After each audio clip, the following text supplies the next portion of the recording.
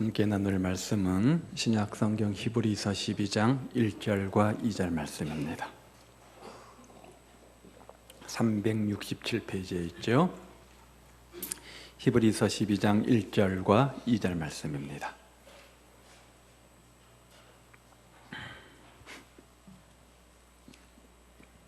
다 같이 같은 목소리로 함께 읽도록 하겠습니다.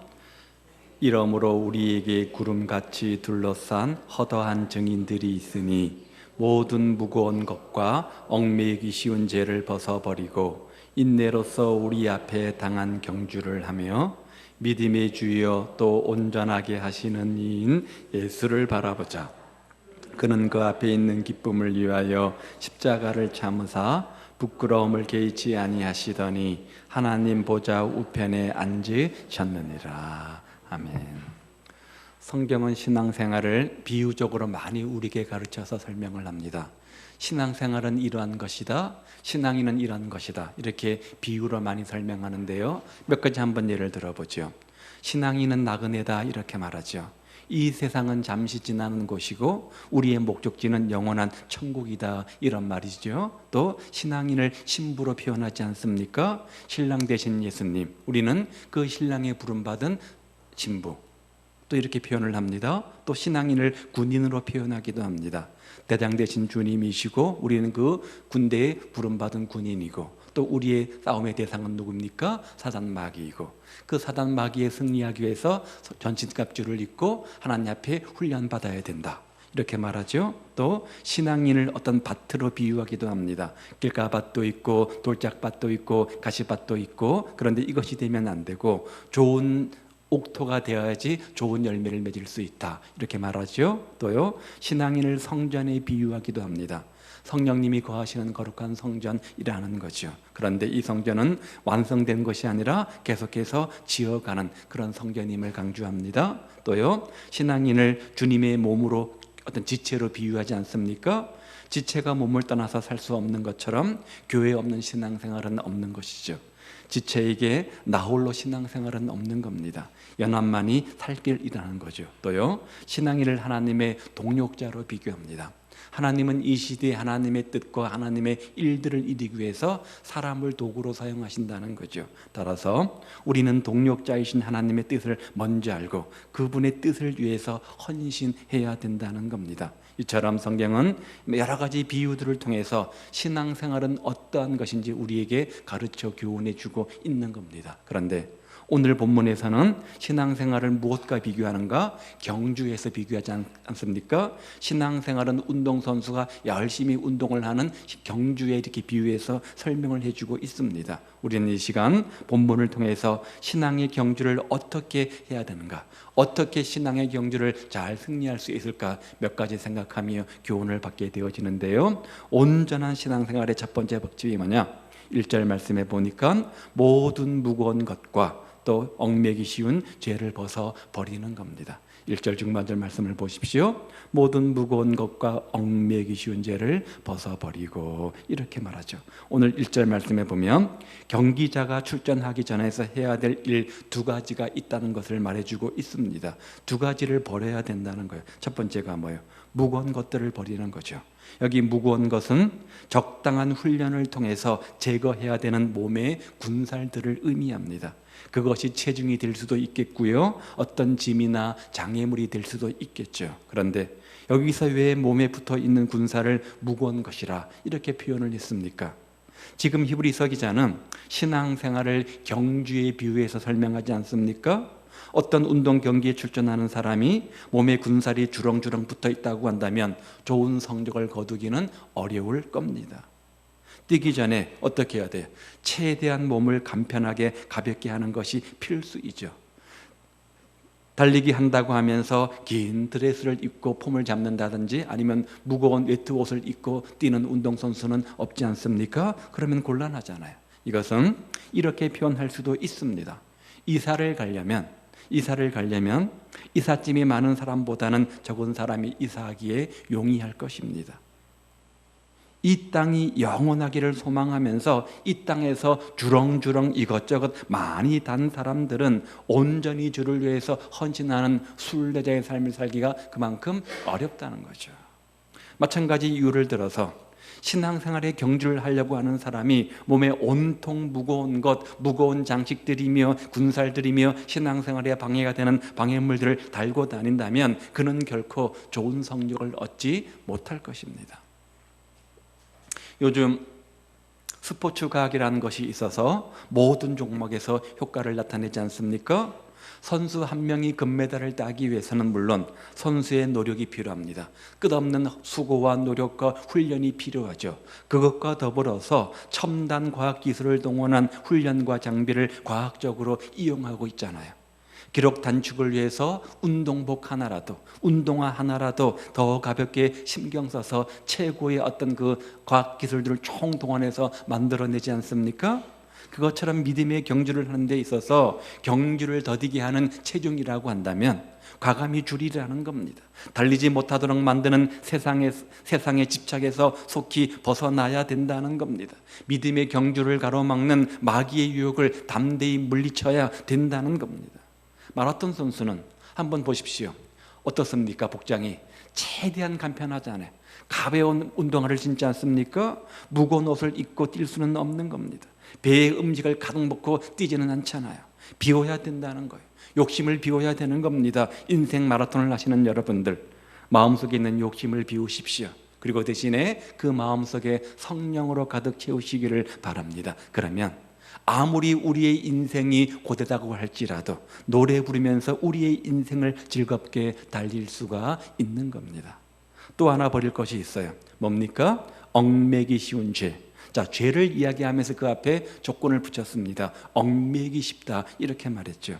사람을 꼼짝 못하도록 얽매게 하는 역할이 뭐라는 거예요? 바로 죄라는 거예요.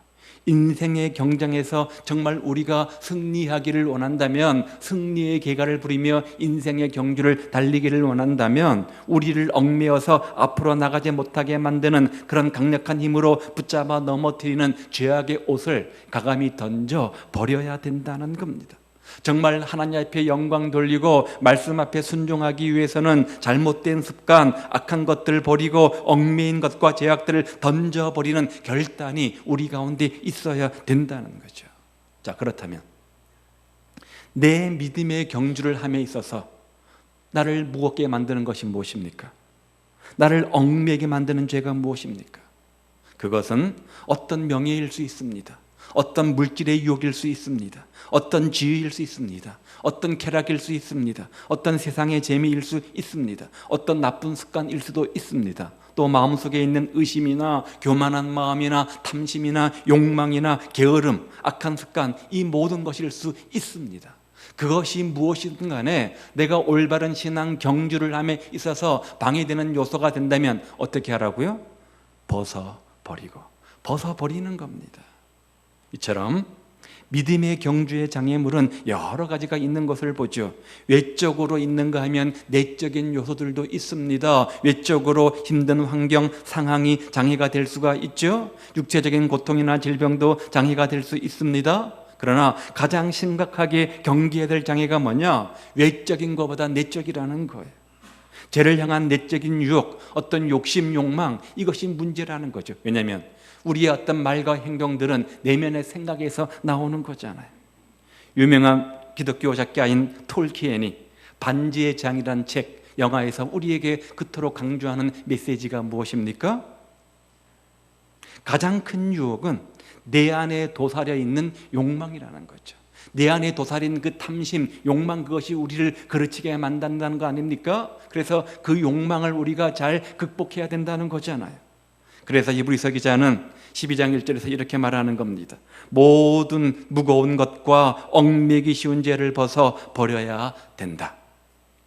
욕심과 죄라고 하는 것은 아무리 경계해도 나쁠 것이 없잖아요.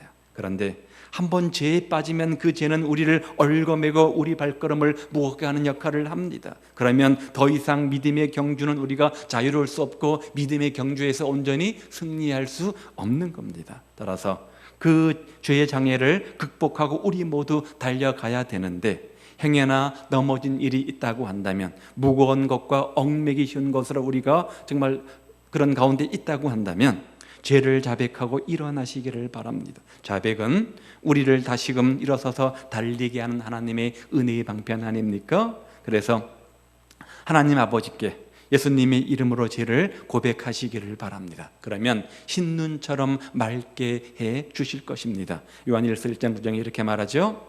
만일 우리가 우리 죄를 자백하면 그는 미쁘시고 의로워서 우리 죄를 사하시며 우리를 모든 불의에서 깨끗하게 하실 것이요. 미쁘시고 의롭다, 믿을만하고 의로우시다, 그런 뜻이죠. 하나님은 믿을만한 분이시기 때문에 우리가 죄를 고백하기만 하면 그 어떤 죄라도 흰눈처럼 깨끗하게 해 주신다는 겁니다. 분명히 죄가 우리를 누르는 무거운 짐인 것은 사실입니다. 우리가 죄의 무게 때문에, 수고하고 인성의 무거운 짐들 때문에 우리 삶이 힘들지 않습니까? 그렇지만 예수님의 피가 우리를 모든 자에서 깨끗하게 해 주시겠다는 거예요. 또한 걱정이 있습니다, 근심이 있습니다, 염려가 있습니다. 이 모든 무거운 짐들을 벗어버리시기를 바랍니다. 찬송가 369장 말씀에 찬송 보면 시험 걱정 모든 괴로움 없는 사람 누군가, 근심 걱정 무거운 짐 안 잊은 자 누구냐. 걱정 근심 무거운 짐 부질없이 낙심하지 말고 우리 주께 맡기세.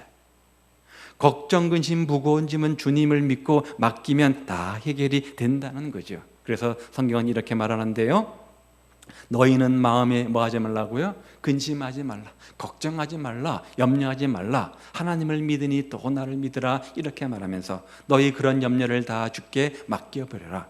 이는 그가 너희를 돌보시기 때문이다. 우리의 근심과 걱정과 염려를 다 주님께 맡겨야 될 이유는 하나님이 우리의 아버지, 여기 돌본다는 말은 엄마가 자식을 돌보는 것을 의미합니다. 어미가 자식을 돌보는 것처럼 다 돌보시기 때문이다, 이렇게 말씀하고 있는 겁니다. 물론 우리가 사는 현재의 삶은 결코 녹록지 않습니다. 우리가 인생의 경주든 믿음의 경주든 신앙의 경주를 하다 보면 결코 녹록지 않다는 것을 우리가 경험하지 않습니까? 그러나 그것들로 인해 가지고 욕심에 빠지거나 그것들로 인해서 얽매기 쉬운 죄에 빠져들지 말라는 겁니다. 세상의 유혹, 물질의 유혹, 어떤 쾌락, 이것으로 우리가 욕심내고 잘못된 길로 가지 말라는 거예요. 오히려 그런 유혹들이 올 때 어떻게 하라고요? 가감히 벗어버리는 겁니다. 가감히 벗어 버리는 겁니다. 이기시기를 바랍니다. 주님의 이름으로 딛고 일어서십시오.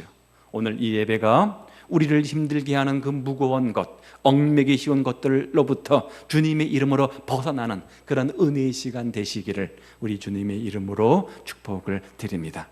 여러분에게는 모든 무거운 것들, 얽매기 쉬운 죄들을 벗어버리고 대신에 주님께서 하실 것을 믿고 감사하고 찬송하며 예배로 영광 돌리는 삶이 되십시오. 두 번째 법칙이 뭡니까? 1절 하반절에 보니까 인내로서 경주하는 겁니다. 인내로서 경주하는 겁니다.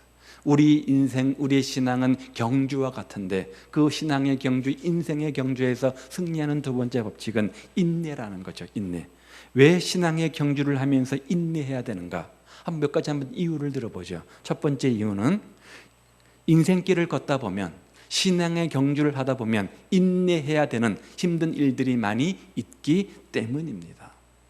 미국의 유명한 스포츠 사이트 ESPN이 있죠. 2010년 말 8명의 전문가들이 모여서 60개의 종목들을 대상으로 해서 난이도가 높은 정도를 수치해 보았습니다. 어떤 운동이 가장 힘든 것인가, 많은 인내를 요구하는가에 대한 어떤 그런 연구였던 거죠. 인내력, 내구력, 힘, 스피드, 긴장, 유연성, 민첩성 등 10개 항목들을 10점 만점으로 총 100점입니다. 계산해 보았는데 그 중에서 가장 힘든 게 뭐였을까요? 복싱이 72.375점을 받아서 가장 힘든 운동에 올랐다고 합니다. 2등이 뭐였냐면 테니스였습니다. 구기 종목을 제외하고 많은 분들이 개인 종목에서 가장 힘든 것은 아마 마라톤일 것이다 라고 생각을 합니다. 42.195m를 달려야 하니까 굉장히 힘든 운동임에는 틀림이 없습니다. 그런데 대부분의 선수들은 이 42.195m를 몇 시간에 뛰어냅니까? 2시간 조금 넘게 뛰어냅니다. 그런데 테니스 같은 운동은 시간 제한이 없기 때문에 보통 경기가 5시간이 넘는다고 해요. 엄청난 에너지가 소모되는 거죠. 그래서 테니스와 복싱을 가리켜서 지옥의 스포츠라 이렇게 부른다고 합니다. 그래서 복싱, 테니스, 또 마라톤, 이 모든 것들이 가장 힘든 것들의 대표적 종목들인 거죠. 그런데 테니스와 복싱보다 더 힘든 것이 있습니다. 뭔가요? 신앙의 경주라는 거죠. 신앙의 경주라는 거죠. 테니스와 복싱은 몇 시간이면 끝나지만 신앙의 경주는 일생을 해야 되는 운동 아닙니까? 테니스와 복싱은 상대가 한 명이지만 신앙의 경주는 적들이 헤아릴 수 없을 정도로 많습니다. 더군다나 신앙의 경주를 통해서 만나는 적들은 눈에 보이지도 않습니다. 사탄이 보입니까? 마귀가 보입니까? 세상이 보입니까? 잘 눈에 보이지 않게 활동을 합니다. 보이지 않는 적과 싸워야 되기 때문에 정말 힘든 일이 많을 수밖에 없다는 거야.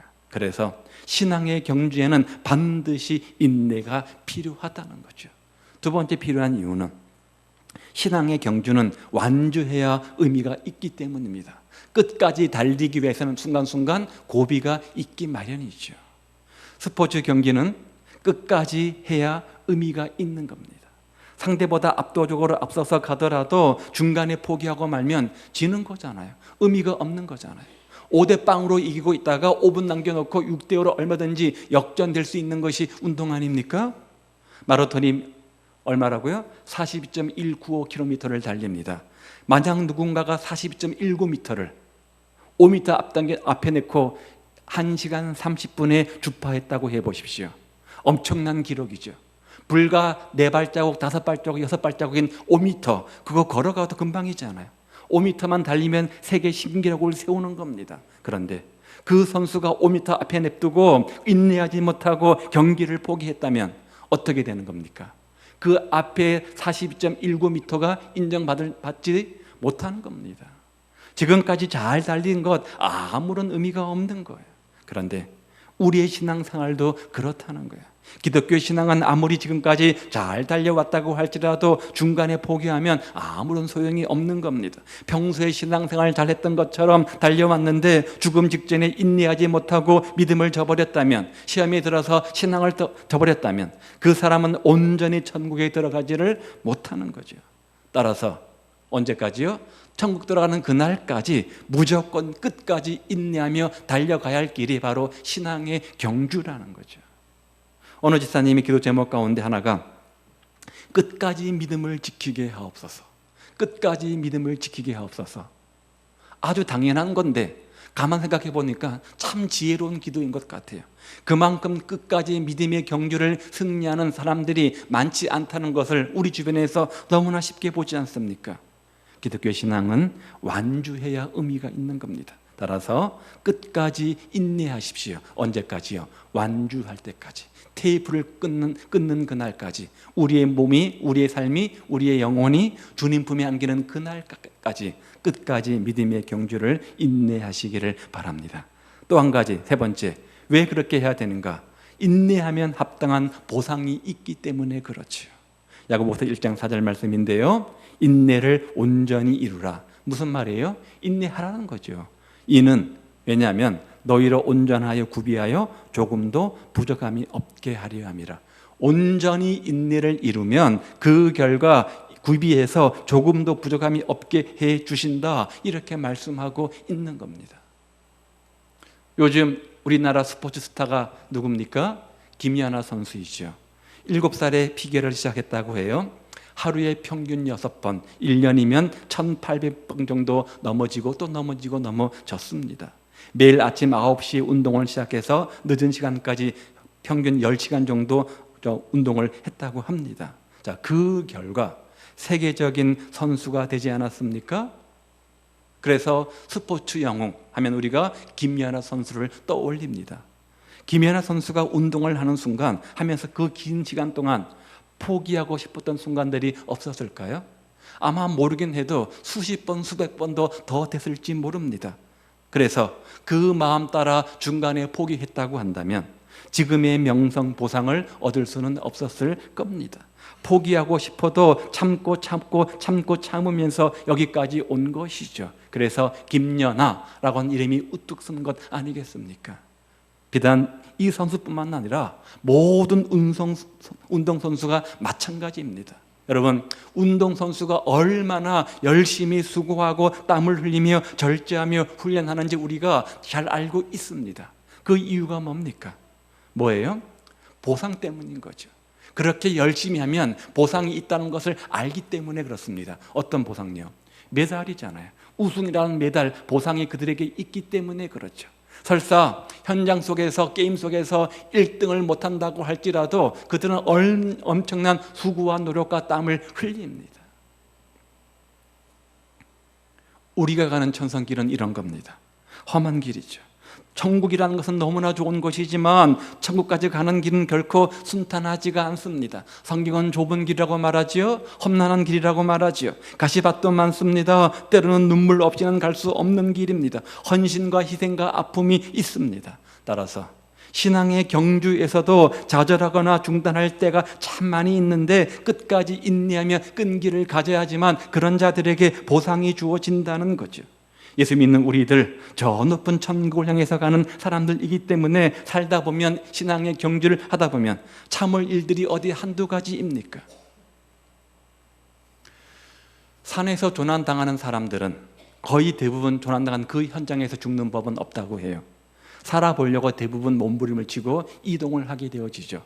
높은 곳에서 낮은 곳으로 내려오겠죠. 그래서 대부분 사람들은 마을 가까이 내려와서 죽는 경우가 많다고 합니다. 물론 조난당한 사람은 자신이 지금 마을 가까이 와 있다는 사실을 알지 못할 것입니다.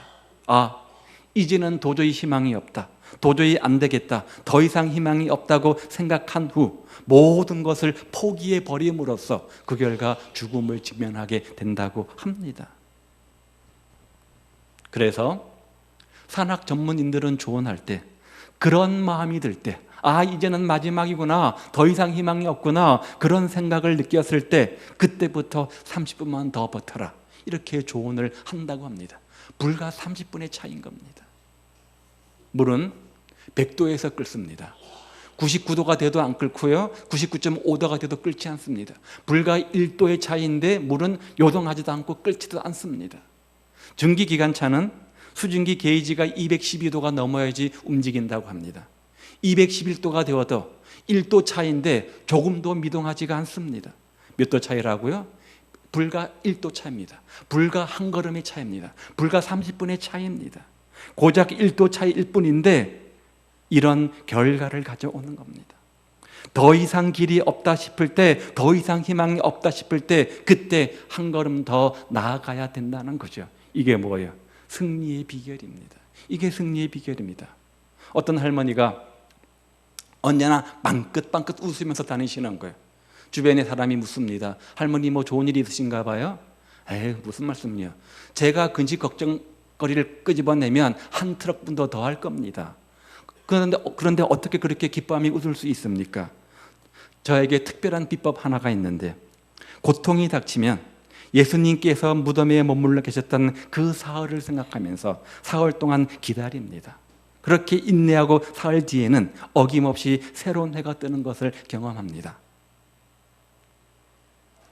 우리가 고통스럽게 생각하는 고민 중 90% 이상은 시간이 지나면 자연스럽게 다 해결되는 것들입니다. 사흘만 인내하면, 사흘만 꾹 참으면 대부분의 문제는 자연스럽게 해결되는 경우를 우리가 수도 없이 보잖아요. 그래서 성경은 이렇게 말하죠. 갈라디아서 6장 9절요. 우리가 선을 행하되 낙심하지 말지니 포기하지 아니하면 때가 이름에 거두리라. 한 발자국의 차이입니다. 30분의 차이입니다. 1도의 차이입니다. 우리와 동행하시는 주님은 인내하는 우리에게 그 보상으로 하나님께서 베풀 만한 상을 주시는데, 디모데후서 말씀해 보니까 나를 위해 예비된 의의 면류관이 있다. 그 의의 면류관을 바라보고 인내하며 믿음의 경주를 한다고 사도 바울이 고백하지 않습니까? 빌립보서 3장에도 보면은 부르심의 상을 기억하고 그 상 때문에 믿음의 경주를 고백하고 있는 것을 보죠. 또 오늘 본문 11장 40절 말씀해 보면 더 좋은 것들이 예비되어져 있었다, 이렇게 말해요. 더 예비된 더 좋은 것들을 위해서 믿음의 경주를 했다는 겁니다. 누가요? 11장에 나오는 모든 믿음의 영웅들이 이처럼 주님만 바라보고 끝까지 인내하며 믿음의 경주를 하는 자들에게 하나님께서는 그런 합당한 인내의 보상을 주시는 분이시라는 거예요. 우리 모두도 신앙의 경주에서 인내해야 될 때가 얼마나 많이 있습니까? 끝까지 믿고 인내하며 참고 기다려서 마침내 인내하는 자들에게 주시는 놀라운 상급들, 멸류관을 받아 누리는 축복의 주인공들 다 되시기를 우리 주님의 이름으로 축복을 드립니다.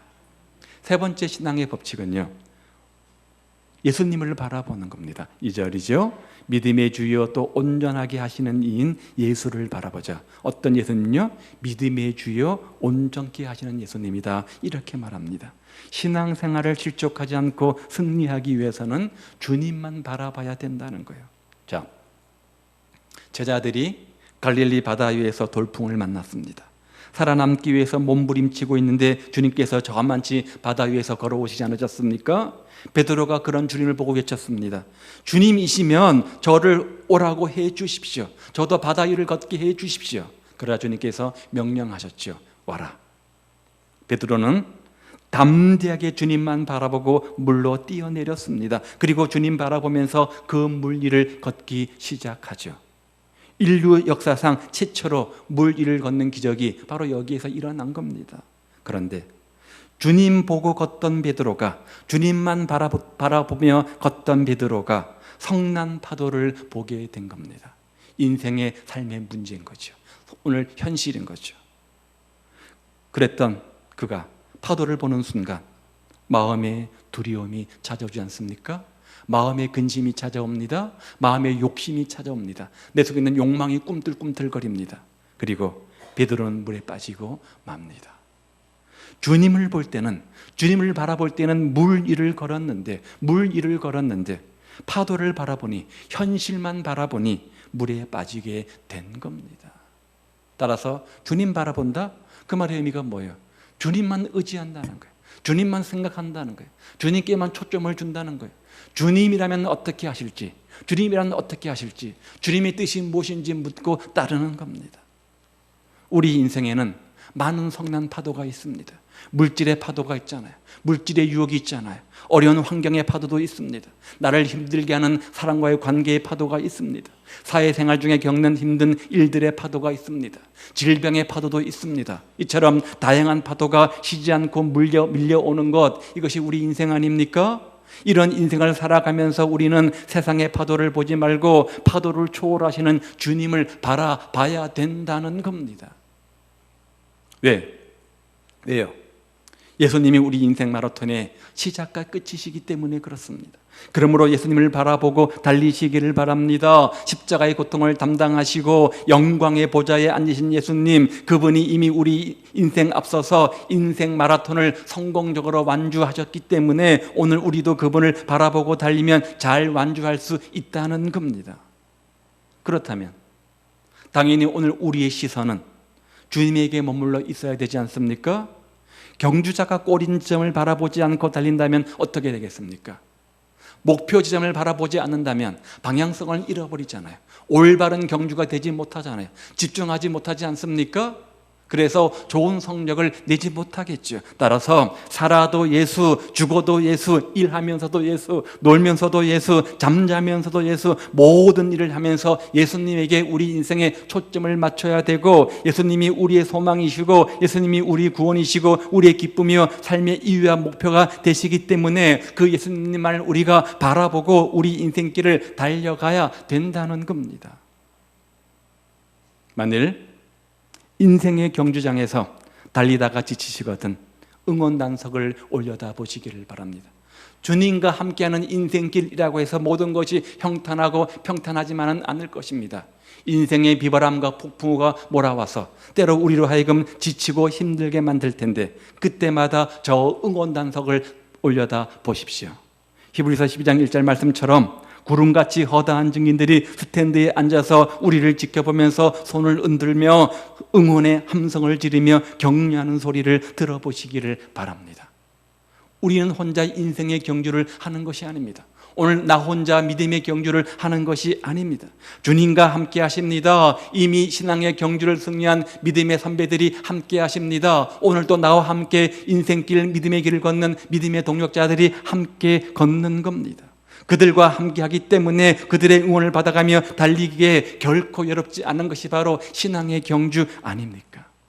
그러므로 여러분, 우리 모두 다 벌떡 일어나셔서 믿음의 경주를 승리로 완주하시기를 바랍니다.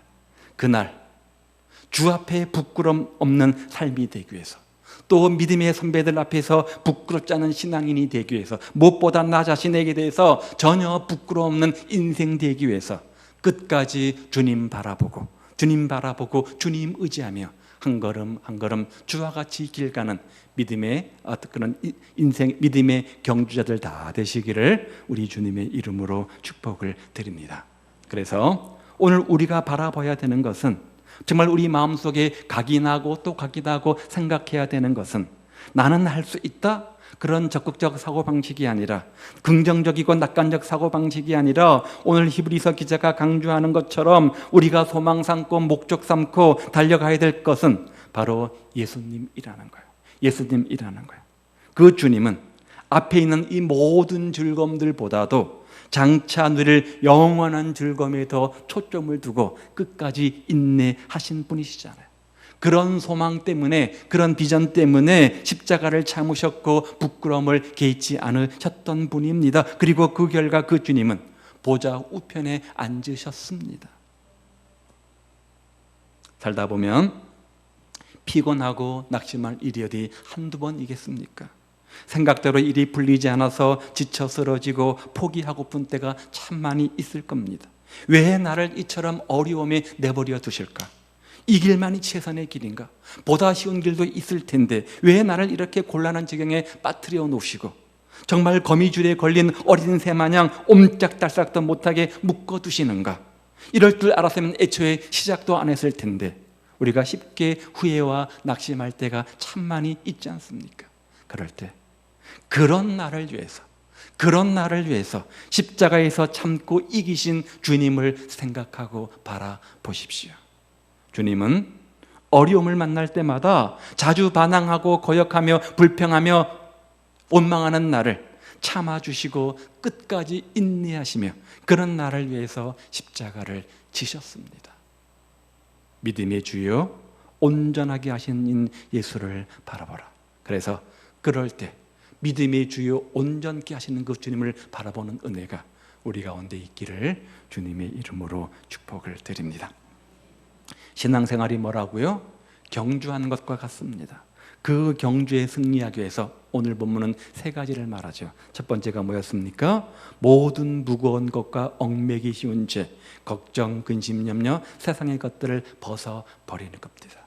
온전히 예수님 믿는 신앙생활을 하는데 방해되는 것이 있다면, 내적인 것은 외적인 것은 과감히 벗어버리는 결단이 우리에게 필요하다는 겁니다. 여러분에게 그것이 무엇입니까? 세상의 물질의 유혹입니까? 어떤 명예와 어떤 권세입니까? 어떤 이기심입니까? 어떤 욕망입니까? 그것이 무엇이든 간에 온전한 신앙의 경주를 해서 과감히 던져버리는 결단이 있기를 바라고요. 두 번째는 뭡니까? 인내로서 경주하는 겁니다.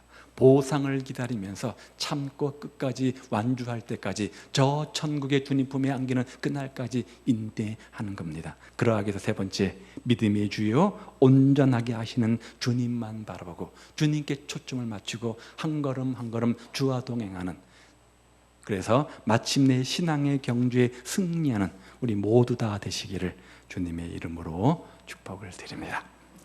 기도하겠습니다. 오늘